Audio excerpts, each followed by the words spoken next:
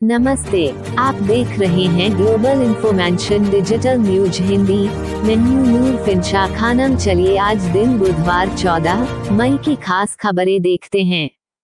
UP प्रदेश के मदरसों के पाठ्यक्रम में होगा बदलाव, गणित और विज्ञान विषय होंगे शामिल।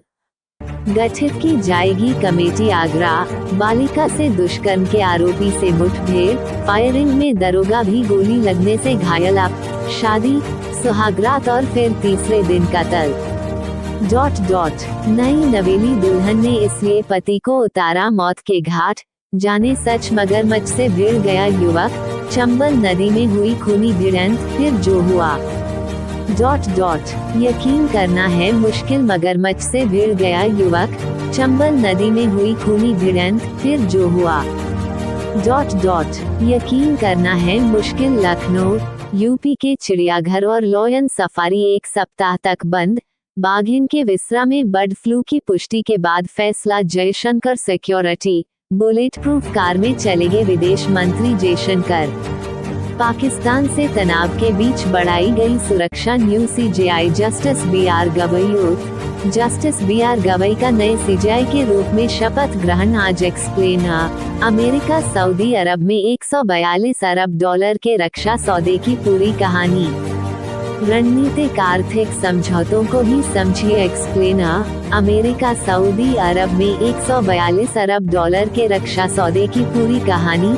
रणनीतिक आर्थिक समझौतों को भी समझिए। अमेरिकी राष्ट्रपति डोनाल्ड ट्रंप ने मंगलवार को सऊदी अरब के क्राउन प्रिंस शहजादे मोहम्मद बिन सलमान से मुलाकात करके अपनी 4 दिनी पश्चिम एशियाई यात्रा की शुरुआत की।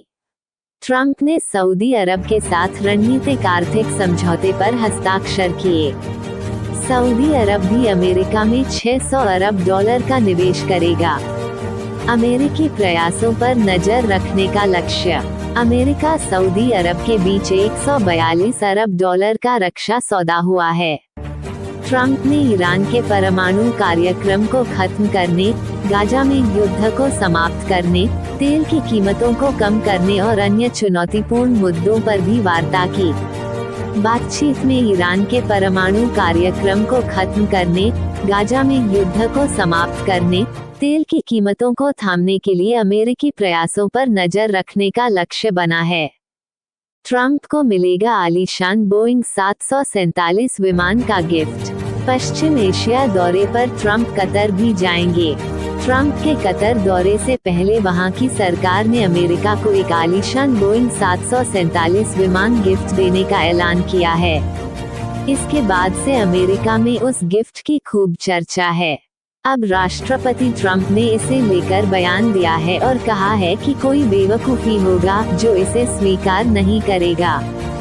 विज्ञापन ने फिर कहा, भारत पाक के बीच हमने संघर्ष विराम कराया। ट्रंप ने एक बार फिर दावा किया है कि उन्होंने भारत पाकिस्तान के बीच तनाव को रोकने के लिए ऐतिहासिक संघर्ष विराम कराया। हालांकि भारत पहले ही कह चुका है कि संघर्ष विराम कराने में किसी तीसरे पक्ष की भूमिका नहीं थी। 3,500 करोड़ के विमान की खासियत। बुधवार को ट्रंप के कतर दौरे पर उन्हें लग्जरी विमान के रूप में अब तक का सबसे महंगा तोहफा मिल सकता है। यह विमान हर तरह की सुविधाओं से लैस होगा और इसकी कीमत $41 करोड़ करीब 3,500 करोड़ रुपए है। एयरफोर्स 1 की तरह इसके इस्तेमाल करने की योजना ट्रंप ने बनाई है। इसराइल सऊदी रिश्तों में उम्मीदें कम। अमेरिकी राष्ट्रपति पश्चिम एशिया की प्रमुख ताकतों इसराइल व सऊदी अरब में संबंधों को सामान्य बनाने के पुराने कार्यकाल के प्रयासों को दोहराने की पहल कर सकते हैं।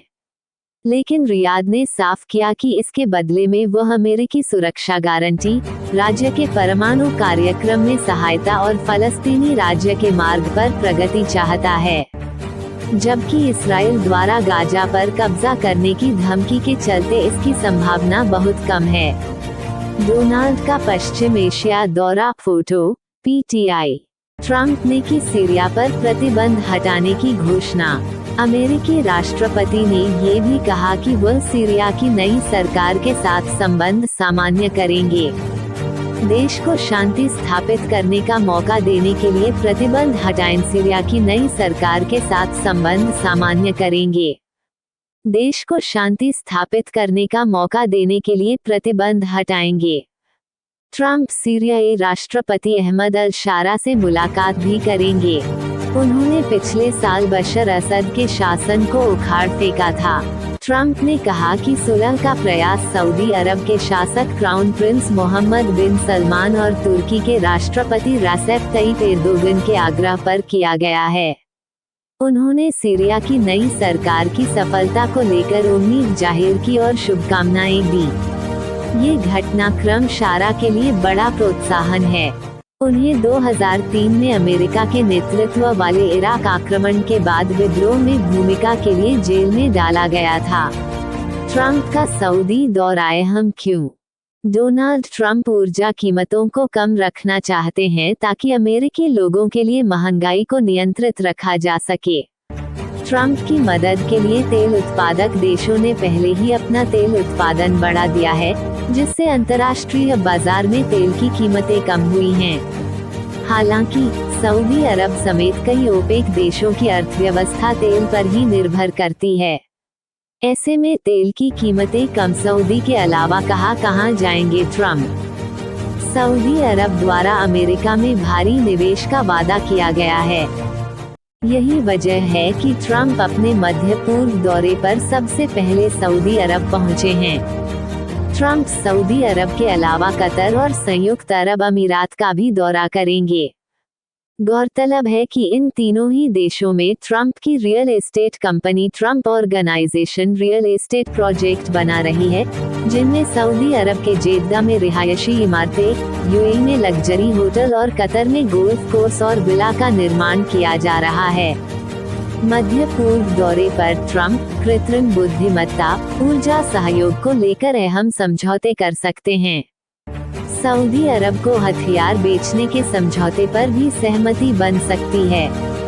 इससे पहले ही ट्रंप प्रशासन ने सऊदी अरब को $3.5 अरब के हथियारों की बिक्री समझौते को मंजूरी दी थी। और अब आगे के समाचार। CJI BR Gavai. न्यायमूर्ति भूषण रामकृष्ण गवई बने भारत के नए प्रधान न्यायाधीश, राष्ट्रपति मुर्मू ने दिलाई शपथ। सार। Justice BR Gavai, new chief justice of India. Justice Gavai देश के दूसरे दलित मुख्य न्यायाधीश हैं। जस्टिस गवई का कार्यकाल 6 महीने का होगा। वह 23 नवंबर को सेवानिवृत्त होंगे। Justice Bhushan Ramakrishna Gavai becomes the new Chief Justice of India. President Murmu administers oath. CJI BR Gavai. विस्तार। न्यायमूर्ति भूषण रामकृष्ण गवई ने बुधवार को भारत के प्रधान न्यायाधीश CJI का पद संभाल लिया। उन्हें राष्ट्रपति द्रौपदी मुर्मू ने शपथ ग्रहण कराई। CJI BR गवई ने राष्ट्रपति भवन में राष्ट्रपति के अलावा प्रधानमंत्री नरेंद्र मोदी, उपराष्ट्रपति जगदीप धनखड़, पूर्व राष्ट्रपति रामनाथ कोविंद और अन्य गणमान्य लोगों का अभिवादन स्वीकार किया। जस्टिस गवई ने न्यायमूर्ति संजीव खन्ना की जगह ली, जो बीते दिन ही सेवानिवृत्त हुए थे। इससे पहले बीते माह की 30 तारीख को कानून मंत्रालय ने जस्टिस गवई की भारत के 52वें मुख्य न्यायाधीश के रूप में नियुक्ति की अधिसूचना जारी की थी। 16 अप्रैल को CJI खन्ना ने केंद्र सरकार से उनके नाम की सिफारिश की थी। देश के 52वें मुख्य न्यायाधीश बने जस्टिस गवई। परंपरा के अनुसार वर्तमान CJI अपने उत्तराधिकारी के रूप में सबसे वरिष्ठ न्यायाधीश की सिफारिश करते हैं। जस्टिस गवई वरिष्ठता के क्रम में सबसे आगे थे, जिसके चलते उनके नाम की सिफारिश की गई। कानून मंत्रालय ने CJI जस्टिस खन्ना से उनके उत्तराधिकारी का नाम देने की आधिकारिक अपील की थी। ऐसा रहा करिया। 16 मार्च 1985 को वकालत शुरू करने वाले न्यायमूर्ति भूषण रामकृष्ण गवई ने नागपुर नगर निगम, अमरावती नगर निगम और अमरावती विश्वविद्यालय के स्थायी वकील के रूप में कार्य कर चुके हैं। उन्होंने अगस्त 1992 से जुलाई 1993 तक बॉम्बे हाईकोर्ट की नागपुर खंडपीठ में सहायक सरकारी वकील और अतिरिक्त लोक अभियोजक के रूप में सेवा दी। 17 जनवरी 2000 को उन्हें नागपुर खंडपीठ के लिए सरकारी वकील और लोक अभियोजक नियुक्त किया गया। 14 नवंबर 2003 को वे बॉम्बे हाईकोर्ट के अतिरिक्त न्यायाधीश बने और 12 नवंबर 2005 को स्थायी न्यायाधीश नियुक्त हुए। 24 मई 2019 को उन्हें सर्वोच्च न्यायालय का न्यायाधीश बनाया गया। न्यायमूर्ति गवई सर्वोच्च न्यायालय में कई ऐसी संविधान पीठों में शामिल रहे जिनके फैसलों का महत्वपूर्ण प्रभाव रहा। दिसंबर 2023 में उन्होंने 5 जजों की संविधान पीठ में जम्मू कश्मीर को विशेष दर्जा देने वाले अनुच्छेद 370 को निरस्त करने के केंद्र के फैसले को सर्वसम्मति से बरकरार रखा। पिता रहे हैं बिहार और केरल के पूर्व राज्यपाल। जस्टिस गवई का जन्म 24 नवंबर 1960 को महाराष्ट्र के अमरावती में हुआ था। जस्टिस गवई के पिता दिवंगत RS गवई भी एक मशहूर सामाजिक कार्यकर्ता और बिहार और केरल के पूर्व राज्यपाल रहे। जस्टिस गवई देश के दूसरे अनुसूचित जाति से संबंध रखने वाले मुख्य न्यायाधीश होंगे। उनसे पहले जस्टिस KG बालाकृष्णन साल 2010 में यह उपलब्धि हासिल कर चुके हैं। कई मामलों पर जस्टिस BR गवई ने सुनाए ऐतिहासिक फैसले। राजीव गांधी हत्याकांड 2022। जस्टिस गवई की अध्यक्षता वाली बेंच ने 30 साल से ज्यादा समय से जेल में बंद दोषियों की रिहाई को मंजूरी दी, यह मानते हुए कि तमिलनाडु सरकार की सिफारिश पर राज्यपाल ने कोई कार्रवाई नहीं की थी। वणियार आरक्षण 2022।